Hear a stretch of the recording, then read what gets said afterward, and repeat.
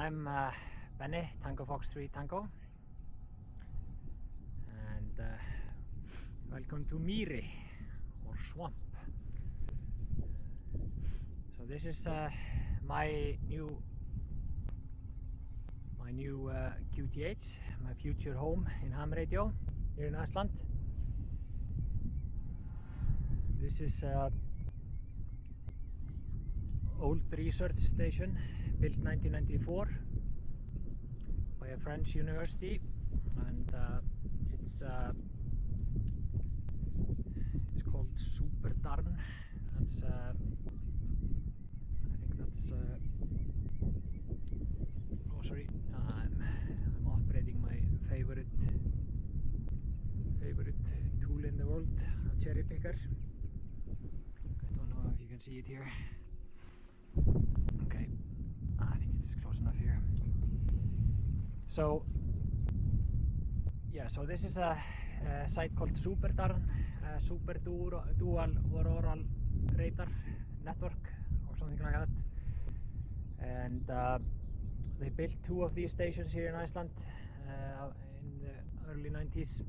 One is obviously here, and the other one is a bit further east. And this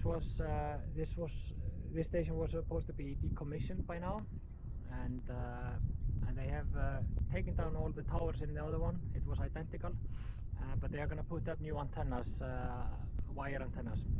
These antennas haven't really been maintained since they were put up. But so this station is was operated by the Icelandic University of Iceland and the University of Lancaster and Lancaster University, and so I originally I knew about this place, so I originally sent an email to 2011 asking what's going on here, and if I can have some antennas or coax or something. They said everything was in full swing. Then I sent another email somewhere in between, and just to let them know I was interested still. Then just about a month ago, I decided to check with them again, sent an email, and they thought, I think the initial response was that the station is gone, that it has been bulldozed or put on the scrap heap. But I went here and I said no, the antennas are still here, and so they had gotten a contractor to rip everything down, but he didn't show up. I was lucky, and I asked if I could maybe have some towers or materials here, and they said, well, you can have it all, you can have the house and everything if you can swing the contract with the town. So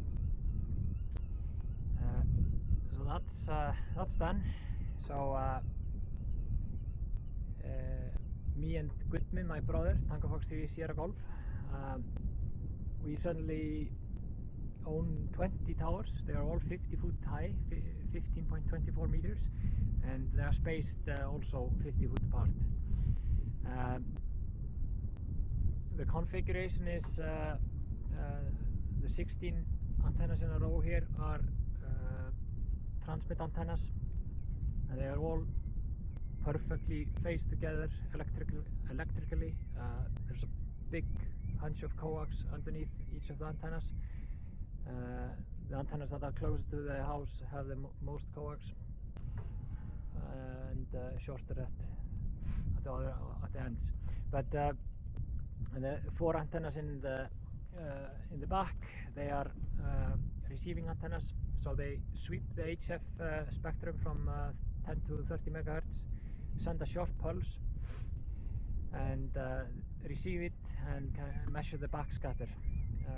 There are stations like this all around the world, close to the poles. And they can beam steer, so they can transmit into a certain direction. So, but yeah, so I'm just using the good weather to do some work here. I'm taking down at least I'm gonna try to take down 3 antennas here in this row, and if time permits, I'm gonna try to take most of these four downs in the back, the receive antennas. Their direction is to the east, so I'm gonna try to put up more ham radio oriented antennas. If you look down or scroll down, you can see the 5-element monobander from Innovantennas, OptiBeam 9.5 that I have. It's just my old antennas here, and then a TH7DX that I got again. I bought it originally 2012 or something, and you can't see the 5-element monobander on 50 meters. So main focus is getting the high band antennas up, and coming autumn we will start the low band antennas. I'm busy this summer. I have to do a lot of work in my house, so to finish what I started there. So this is quite something. I got really lucky. They actually contacted the Icelandic radio amateurs and told them about it, and asked them if they had any interest. They didn't respond. They didn't even send an email to the members of the IRA. So I just got lucky. If I hadn't sent the email at the exactly correct time, this would have been bulldozed, and this amazing opportunity would have been lost. So now we're gonna have some fun on HF, and I'm also gonna put up EME antennas on 2 meters and 6 meters. So there's gonna be a lot of fun here. So, and yeah, this place is it's called Mýri. That's even harder than Eyjafjallajökull. It's near the town of Stokkseyrir. You can I can point to it. There it is. This is the town of Stokkseyrir, and you have Selfoss on the other side. So a bit larger town to the north, and the view, well, it's a bit cloudy. Normally you would see in the east here, you would see Eyjafjallajökull and Hekla volcano.